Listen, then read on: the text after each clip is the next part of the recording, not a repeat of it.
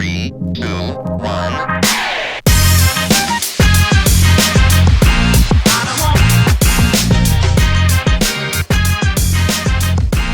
What is going on, Southwest? Welcome back to another special episode of Scoreboard. I'm your man, Brandon Medina.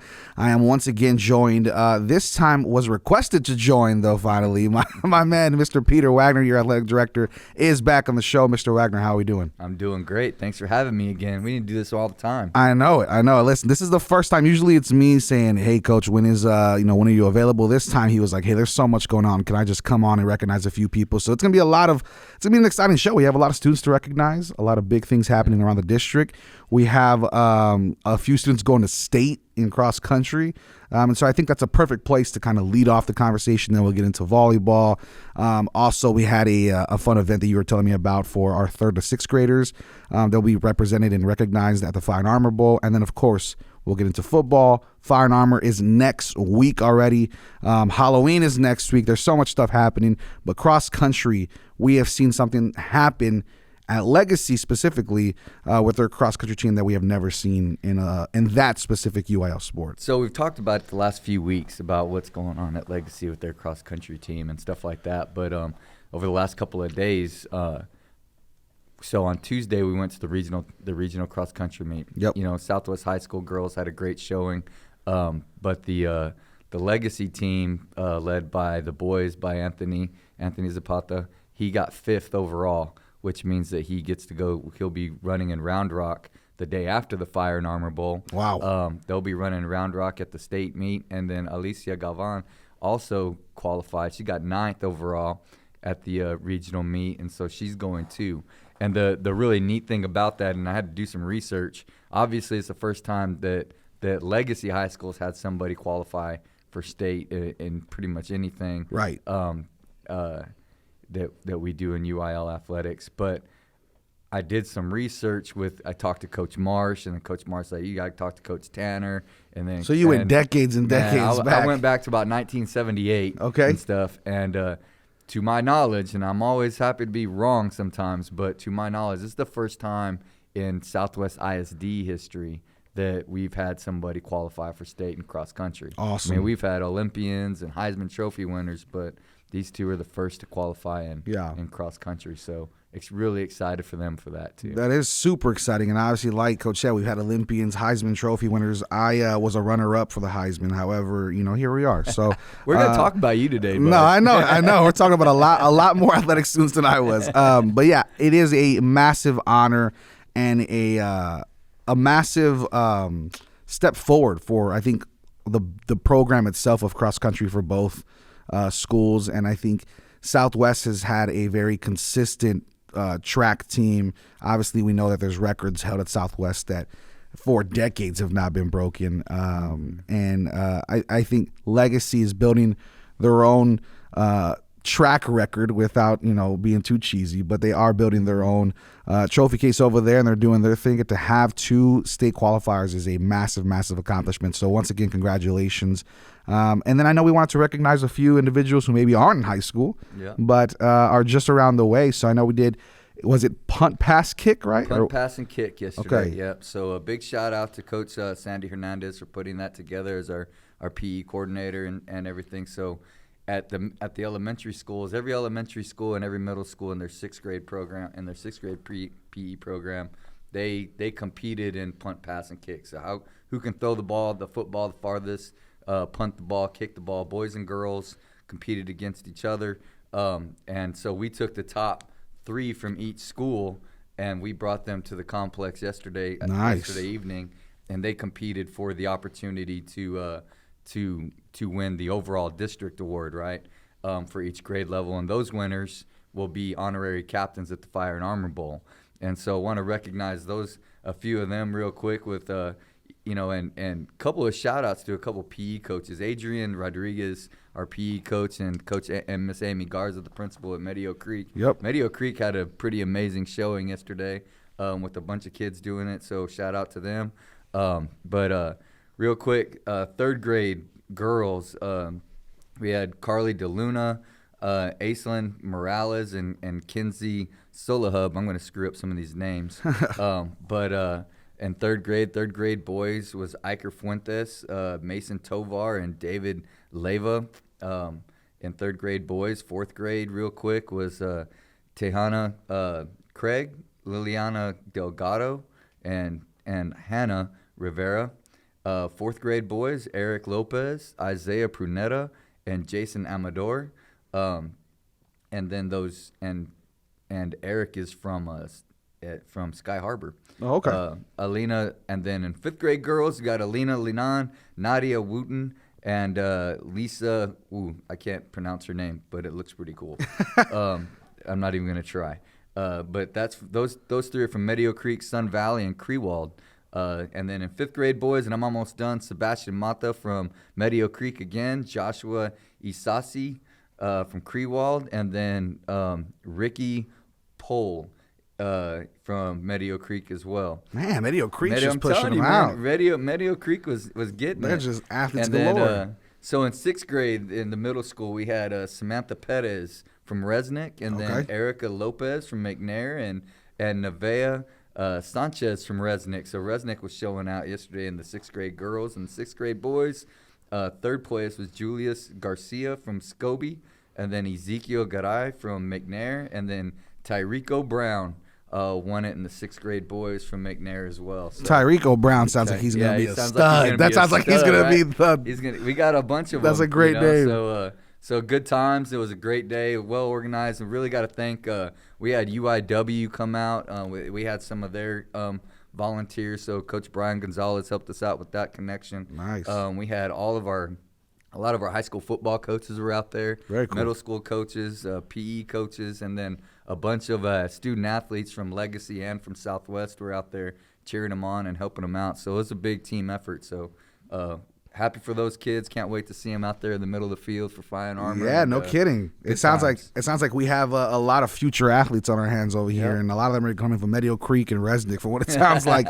But big congratulations to those kids. Those kids are going to be recognized at the Fire and Armor. Yep, they'll Okay. be recognized as they will be honorary captains. So they'll be out there Nice. for the coin toss. That's and huge. stuff. That's awesome. That is a huge, I think, memory for those kids as they move forward in And then their we'll do career. it again in December for basketball, and again in the spring for soccer as well. Do Nice. something. All righty. So definitely something to look forward to. And like I said, you're looking at the athletes of tomorrow today. So as we continue, I know something you want to hit on as well in the show was Southwest Volleyball as well. Yeah. So Southwest Volleyball, you spoke of Olympians. They're the ones that have done that before. Let's talk about Southwest Volleyball. Let's talk about where the program lies and kind of what's next for them. So Friday at 5:30 at Legacy, Southwest High School will play Medina Valley for the number 2 seed. Okay. In the playoffs. So everybody's in, but that's how we're going to decide who we play. Okay. Should Southwest be victorious, then they would play Highlands in the first round next Tuesday at 6 o'clock at Blossom Fieldhouse. Okay. Against Highlands. If they were to lose that game, then they would play at 6:30. I think depends on a doubleheader possibility at Paul Taylor at Northside, but they'll play MacArthur if they don't come out on top. Oh, man. And stuff. So real excited for those guys, and another opportunity to have another Medina Valley Southwest High School matchup. Yep, those are always fun, man. And then you talk about Medina Valley, South San, those big matchups that have been there for decades. And when we talk about South San, I think it's a good way to transition. Is Southwest just beat the brakes off of South San in football, and so 41-25. Sorry, Southwest is second in district. A massive, I don't want to knock on wood for my boy Coach Franco, a massive flip of comfortability from last year as far as being comfortable in the standings. You're in, you're good. It's just about where you're going to land moving forward. Yeah. But 5-1 in district, 5-3 overall. What's changed with this Southwest squad for the better, or how do you think they've gotten better over the past year from watching them? Well, they're young. So last year they graduated a lot of seniors. So, you every week those young kids start to grow a little bit with that experience, the speed of the game, things like that, dealing with some injuries. all that kind of stuff. So they've definitely probably gotten better in terms of just execution, being able to make plays where they were a little bit slower thinking and stuff like that. So things like that are good. The biggest thing, it wasn't a blowout necessarily. That South game in terms of, we came out a little slow, and it was a little touch and go. Huge. It was South San came up with a minute and 4 seconds left. They took the lead, 21-18 in the first half, and then a huge kickoff return and a touchdown to kind of be like, set up that second half, South San, you will not be doing this today. And moving forward there, and then kind of set the tone in the second half. So, which was good because it's going to bring us to a humongous matchup for those guys this week. Yeah, and stuff. Absolutely. And so you look at that. I mean, even getting deeper into this team. I mean, you as a former coach, I think a lot of these young guys, quite possibly, depending on age and where they're coming in, but could have been those scout team guys who were, taking the hits and taking the licks here and there during practice and getting better and, having to go against starters who have graduated already now, and maybe they're just a little bit more used to it. But Ryan Lisamo, man, we talk about him every single week, this kid. Massively talented. He's really, really solid. Still averaging 111 yards per game for rushing. I think he's been very consistent with that. It seems like every game there's a few big plays from him. They're going against a team, though, who equally likes to rush the ball in Figueroa, and they are 7-1 overall. However, I know in district they're just right behind Southwest. Looking at it, so they're actually tied. They're tied, yeah. And so, but this is a massive game for second place, and then we'll get into legacy as well, but. Figueroa seemed very, very scary early on, and I feel like they've had a lot of close matchups as of late. So they did beat Nixon 42-14. Now that one's a rough one. They're coming off a dominant victory, but they did have a close one. I was looking at their schedule last week. We always talk about trap games, and you told me, Legacy was playing win, and I was like, this is an easy W, and you were like, well, nothing's ever easy. Things can happen.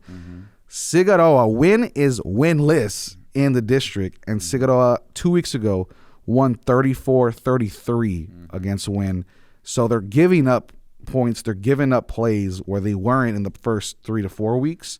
I think Southwest can absolutely take advantage of that. And so for this game, for second place, what are you thinking Southwest comes out with? What are you thinking final score-wise?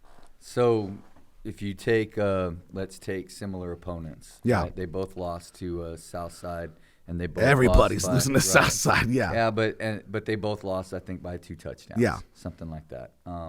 If you take Nixon, Nixon literally gave the football to Southwest somewhere close to 8 times and everything. So those two are going to be pretty similar. And you get down to Figueroa. Figueroa's big. And talking to Coach Luna, the defense coordinator, the other day at the Scobie McNair middle school game that he was at,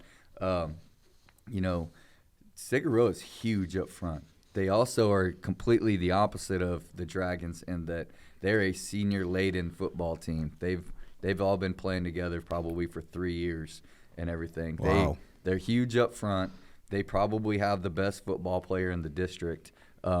We talk about Brian, but the number, I think he's number 4, plays safety, and then when they need to get a play, they put him at quarterback and let him run around. Yeah, his name's Jacob Lozano. Yes. He's averaging 145 total yards per game. Exactly. And he plays safety. Yeah. And so, they're going to have their work cut out for him. I know in talking to Coach Franco, he's confident, but they're a good football team. They're a mature football team. They have a lot of confidence. Now, you are right about the win. You talk about win, but they also had a pretty close game against Martin and stuff. And so it kind of depends on which both are winless in district. Yeah. Which depends, which makes you want, like, they're a little Jekyll and Hyde. Yep. And so the good thing is we get them down in the Dragon Pit and stuff, and get them on grass and see where it goes from there. They always got to walk up the hill. So we'll see if they walk up the hill at halftime or not. That's true. That is true. So when you talk about seeding, Coach, for those who maybe don't know about the district playoffs or how it plays out, why is this game so important for second place and not third? So here's the scenario is that Southwest is in. Figueroa, Legacy, and Medina Valley are not quite in yet. And the reason Southwest is in, the other three are not quite yet, is because of who they've played and who still has to play each other. So at the end of the day, it comes down to if the Dragons win, then that and the Titans win. Let's start with what we want to have happen, right? Right. So the Dragons win, Legacy wins, then we go to the Fire and Armor Bowl with the winner of that game getting a home game in the playoffs, and the loser of that game probably having to drive down to Corpus to play a really good Miller football team. If there's still a chance that if there's a three-way tie, if basically to make it simple, and this isn't going to make it simple, but this is as simple as I can make it. if Figueroa goes 0-2, so they lose to Southwest, they lose to Medina Valley. Okay. That's the last two games. And Legacy goes 1-1. They beat Nixon, lose to Southwest, or lose to Nixon, beat Southwest. Either which way, yeah. Then there would and Medina Valley beats Martin this week, which I would fully expect. Then that would set a three-way tie at 5-3. Okay. Wow. And district, so they would be a three-way tie for third. This is the only way that Legacy doesn't get in, is if they split. Figueroa goes 0-2, Medina Valley goes 2-0, and then Southwest also goes 1-1. Yeah. And Southwest ends up being 1-1, obviously. So Southwest would automatically be second. Then what would happen is you go to what we do is we call it positive points. So when you get to positive points, you go. So Legacy lost to Figueroa by 5. I think it was 27-22. Okay. So Figueroa is sitting at +5. Legacy beat Medina Valley by 13, I think is what it was. So they're sitting at +13. So Medina Valley. So it goes by matchups of those three? Right, just those three. Got you. And in the tie. And so then if Medina Valley would have to beat Figueroa by 13 or more points to get in and or knock out Legacy. So what happens is you break the three-way tie. So let's say Medina Valley wins by 2 touchdowns, 14 points against Figueroa. So they would break that tie. So your three-way tie is broken. They get third place. Okay, Medina Valley gets third place, and that's really the only way that Medina Valley gets in the playoffs. To be clear too. Okay. Second, then now you go to a two-way tie. Now it goes head to head for the last spot in right. district. So Figueroa beat Legacy. They're in.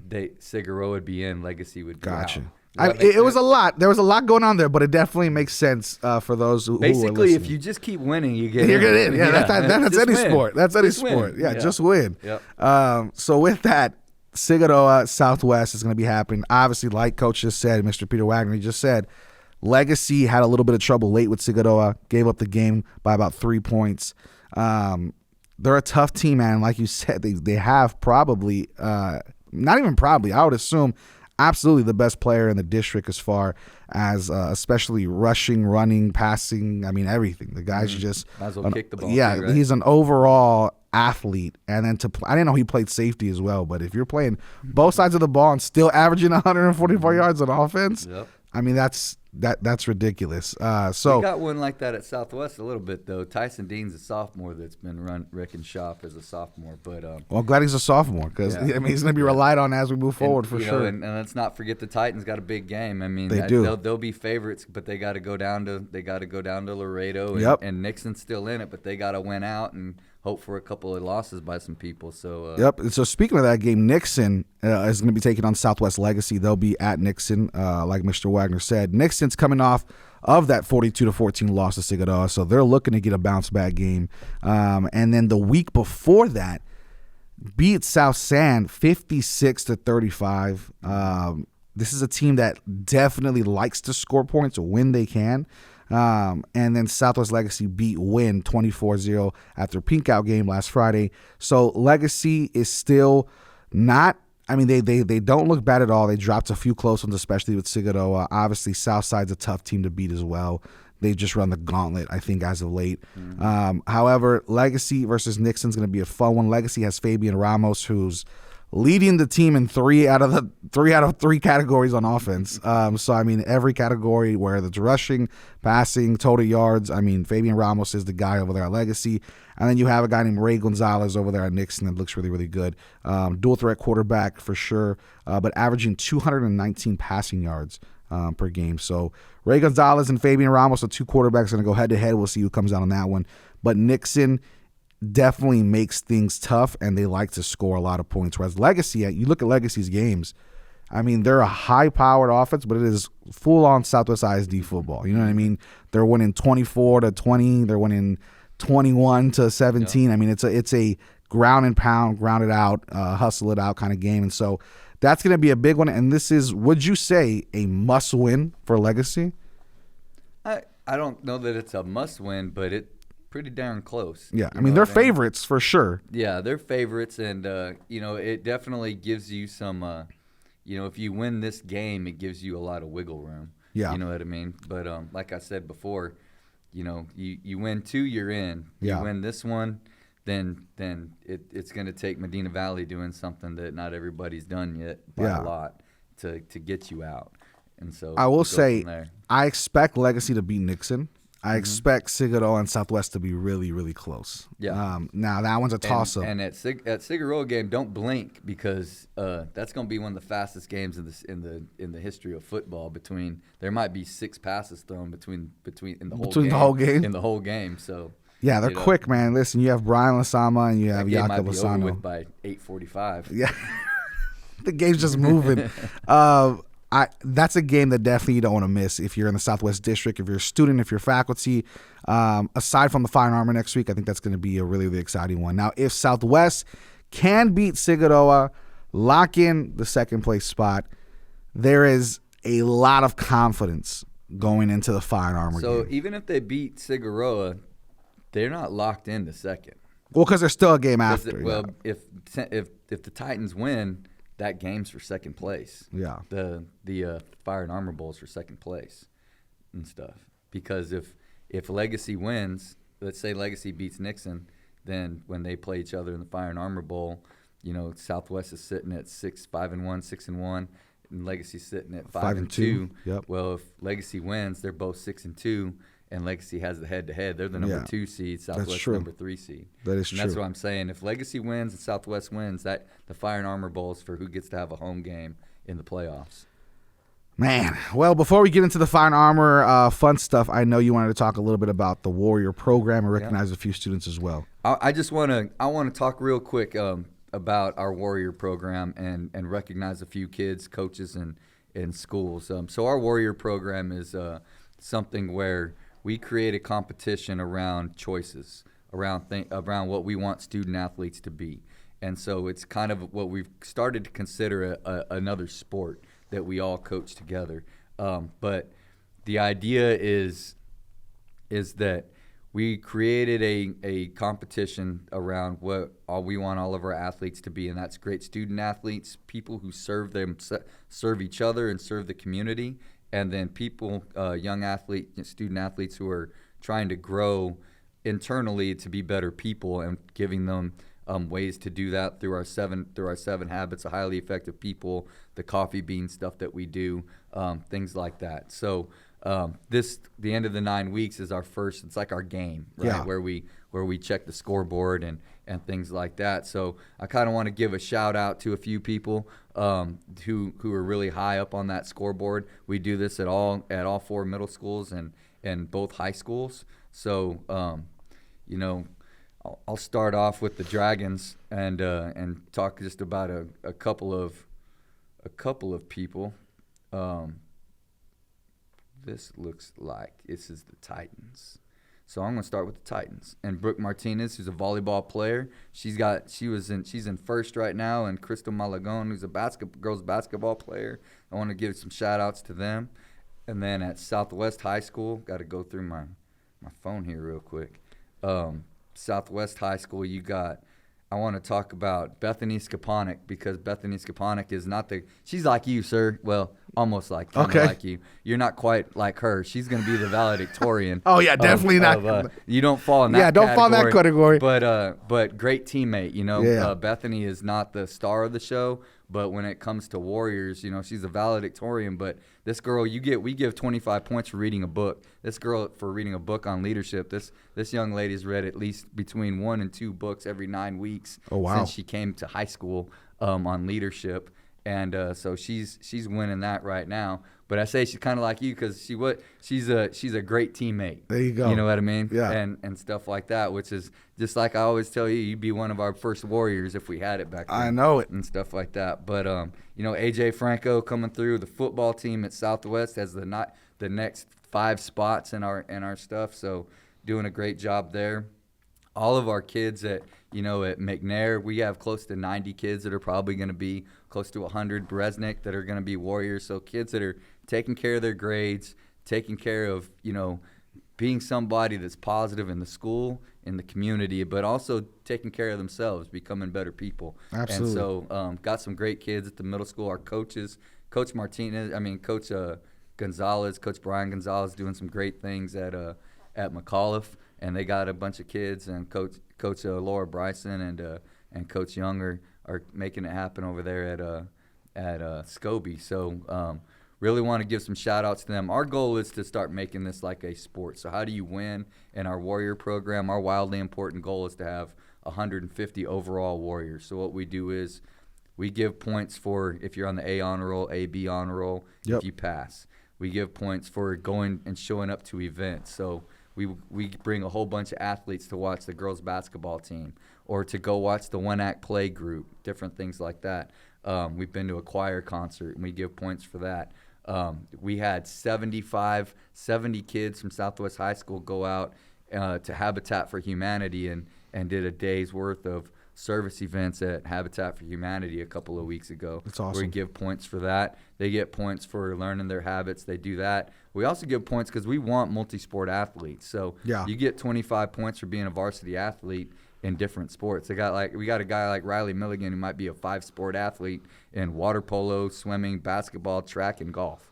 You know what I mean? Man. And so those kinds of things are pretty cool. So that's what we're trying to do. When we talked about first time about the vision of Southwest ISD Athletics, that's really our focus. And then we use football and we use basketball. Basketball season just started the other day. Yep.